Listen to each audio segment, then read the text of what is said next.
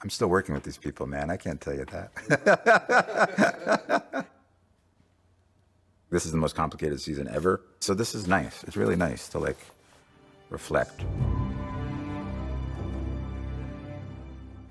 Sort of no question that if it was an all-out war declared, we would win. But Tyrion doesn't want to see his home destroyed. Innocents die. So he's trying to circumnavigate that and find a peaceful solution. If we turn the dragons loose, tens of thousands will die in the firestorms. It's called war. But she listens to him. I am not here to be Queen of the Ashes. And thus begins this complicated path of that season. The army of the dead is real. The White Walkers are real. The Night King is real. I've seen them. If they get past the wall and we're squabbling amongst ourselves, we're finished. It's sort of the enemy of my enemy is my friend at this point, because the real threat are the White Walkers and the Night King, and they're coming, and they don't discriminate. Knowing that they can't win by themselves, they need the allies of Cersei and her Lannister army. Tyrion hatches a plan. Cersei thinks the army of the dead is nothing but a story, made up by wet nurses to frighten children. What if we prove her wrong? And so we bring a white to Daznuk Pit. We have something to show you. And we unleash this white onto Cersei as proof.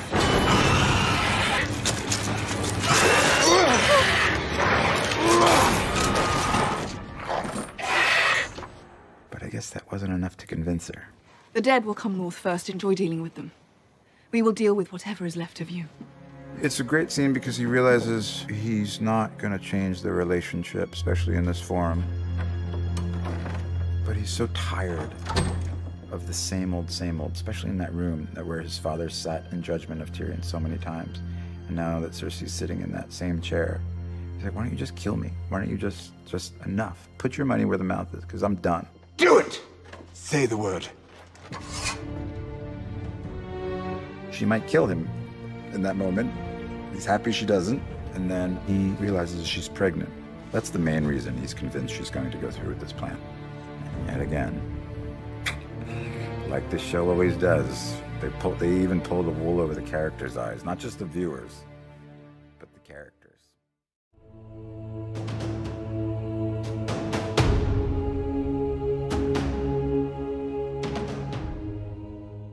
Hey everyone, it's Fentony. I'm going to continue with my Game of Thrones Season 8 character promo videos, and next up is Tyrion Lannister. As always, I'll leave a link to the full promo video so you can go and check it out. I've cut out a lot of the stuff that's not needed, and the stuff that I'm going to talk about is mostly focused on the end of Season 7 and Season 8. So in the promo, Peter Dinklage talks about Tyrion's story so far. In my opinion, he was the best character on the show in the first few seasons, but it kinda went downhill from there. He doesn't really do that much in my opinion, and he can be kind of annoying as well, such as giving Dany advice not to unleash the dragons on King's Landing, and because of this he loses the Greyjoys, loses the Tyrells, and eventually the Battle of Castle Rock. Peter Dinklage revealed that Tyrion doesn't want to see his home destroyed or innocents die. He does have a valid point, but perhaps Dany should have listened to someone else. Maybe she should have listened to Lady Olenna sooner, when she told her be a dragon. It is a very difficult situation with no easy solution. If Dany flies in and burns King's Landing, then she'll be seen nothing more than her father or the Queen of the Ashes.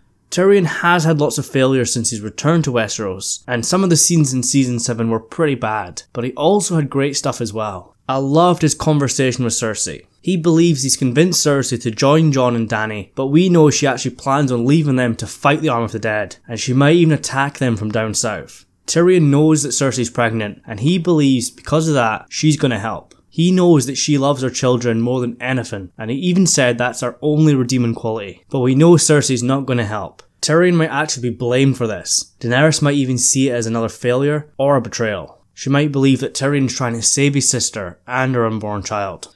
In the past, Peter Dinklage has also revealed that Tyrion has feelings for Daenerys, both professional and personal. He wants her to succeed, as he believes in her. He believes that she's the right person to sit on the Iron Throne, but it also looks like he's getting a bit too attached. It's no question that Tyrion's had a very difficult life. He used women and drink to get around this. It kinda made him feel comfortable. And Peter Dinklage does say that Tyrion's never felt challenged. He was a great Hand of the King in my opinion, even if it was to Joffrey Baratheon. And now he's found a role as Hand of the Queen. It looked to be starting great, but like I said earlier, it kinda went downhill. When last we saw Tyrion, he was standing outside Daenerys' bedchambers, and he did not look happy when Jon went inside. There's a lot of debate about what this means, whether it's jealousy for Jon, worried about Dany losing focus by falling in love with someone when she needs to be focused on the Arm of the Dead.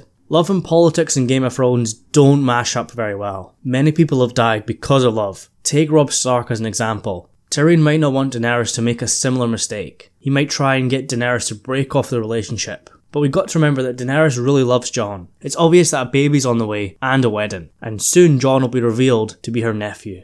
Tyrion trying to distance Jon and Dany might cause big problems for him. Dany might see this as a way of him trying to trick her and trying to ditch Jon Snow. There's actually a theory that's been very popular for a long time that Tyrion's going to betray Dany. It would be stupid for Tyrion to side with Cersei. He knows that she absolutely hates him. She did trick him at the end of season 7, but because Jaime's heading up north, you'd think that Jaime would reveal to Tyrion that Cersei's betrayed them. So whatever deal that Tyrion's made with Cersei should be invalid. There's actually a lot of theories that Tyrion's made a deal with Cersei, but like I said, he'd be pretty stupid to trust her. But it's not all going to be betrayals and jealousy for Tyrion. Tyrion is a really good person. He wants to do what's right. When everyone gets up to Winterfell in the first episode, I think Tyrion's going to be vital in smoothing things over between Sansa and Daenerys. Because we know that Sansa's not going to be happy if Jon bending the knee and is not going to trust Daenerys. But Tyrion might convince Sansa that Daenerys is good and Jon has done the right thing. We've got to remember that Tyrion and Sansa had a strong relationship. They were actually married, but it was never consummated. But Tyrion was very kind to Sansa. He always protected her and didn't force himself upon her. Sansa will remember this, and she'll trust Tyrion. And once Daenerys is revealed as pregnant, I think Tyrion's going to get even closer to her, and the child.